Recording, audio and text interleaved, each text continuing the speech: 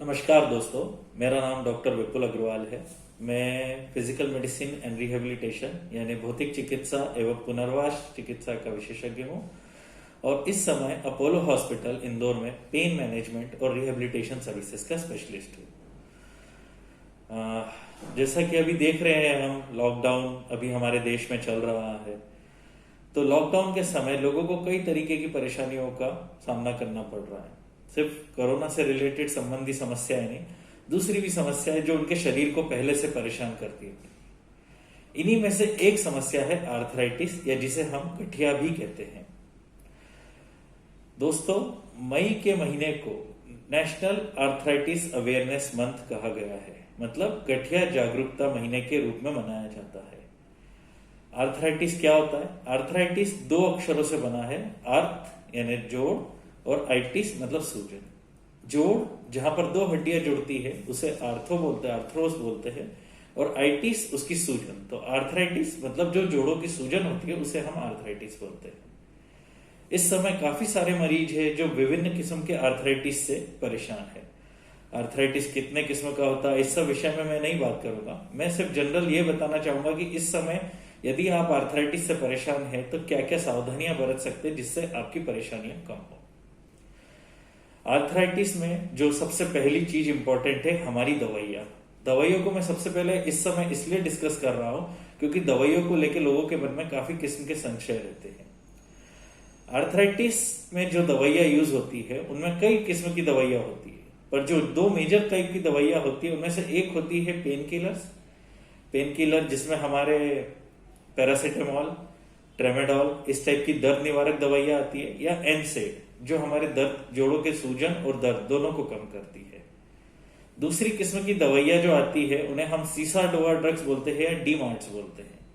इस टाइप की जो ड्रग्स रहती है या ये जो दवाइयां रहती है, ये आर्थराइटिस पे लंबे समय तक असर करती है और लंबे समय तक उसके लक्षणों को दबाने में मदद करती है।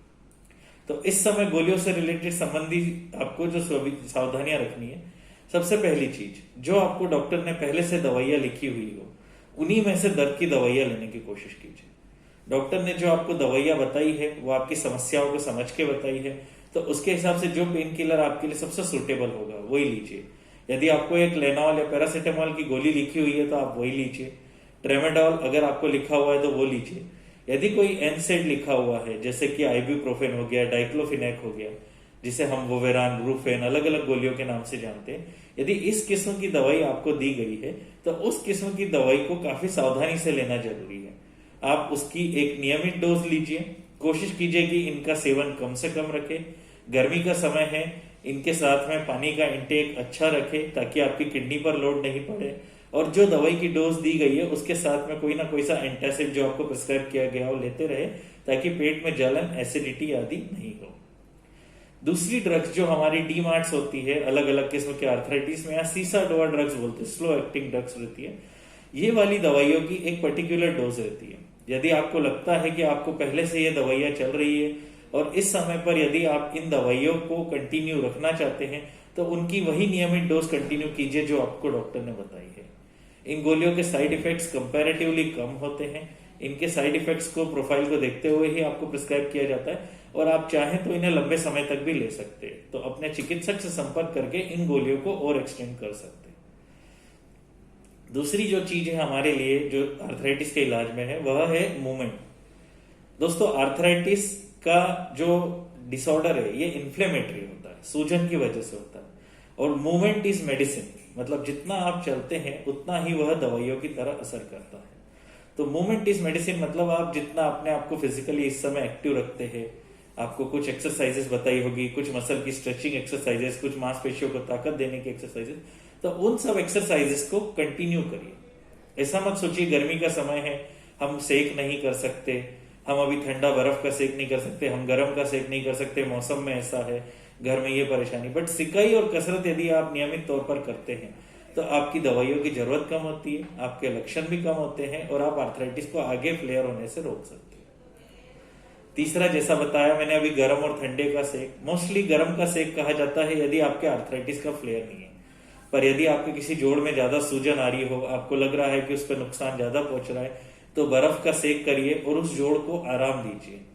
चाहे तो अपने चिकित्सक से संपर्क कीजिए कि उस समय जोड़ में किस तरीके की सिकाई करनी है, गर्म सिकाई या ठंडी सिकाई।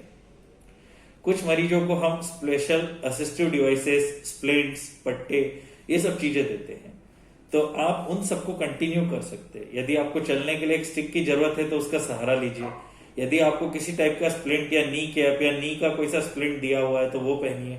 किसी भी जोड़ के लिए आपको कोई प्रोटेक्टिव इक्विपमेंट दिया गया है तो उसे कंटिन्यू रखना बहुत आवश्यक है।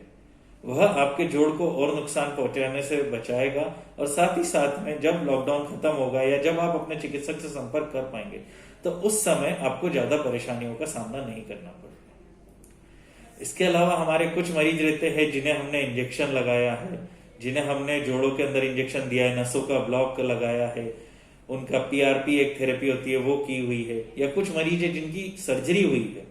तो सर्जरी या इस टाइप के मरीजों को जो सुविधाएं, जो सावधानियां आप बताई गई हैं, वह सब सावधानियां बरतते रहिए।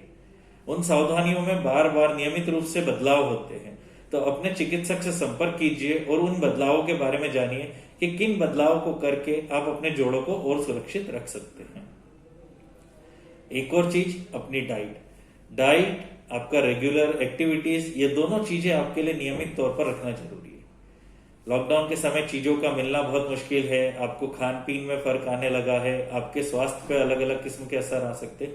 तो जो आपको डाइट, आपकी जो एक रेगुलर डाइट है, यदि आप उसे रखते हैं, प्रचुर मात्रा में मिनरल्स या न्यूट्रिएंट का सेवन करते हैं, यदि फ्रूट्स अवेलेबल है तो फ्रूट्स, ड्राई फ्रूट्स अवेलेबल है तो आप वो भी ले सकते हैं, सब्जियों का सेवन कर सकते हैं यदि वह अवेलेबल है, फिजिकली एक्टिव रह सकते हैं, और नियमित दिनचर्या या एक रेगुलर लाइफस्टाइल आपके आर्थराइटिस के सिम्टम्स को दूर रखने में मदद करेगी। यदि इन सब चीजों की सावधानियां बरतने के बावजूद आपको आर्थराइटिस से संबंधित समस्याएं आती है तो आप आस्क अपोलो ऐप या अपोलो 24/7 ऐप पर मेरा अपॉइंटमेंट बुक कर सकते हैं।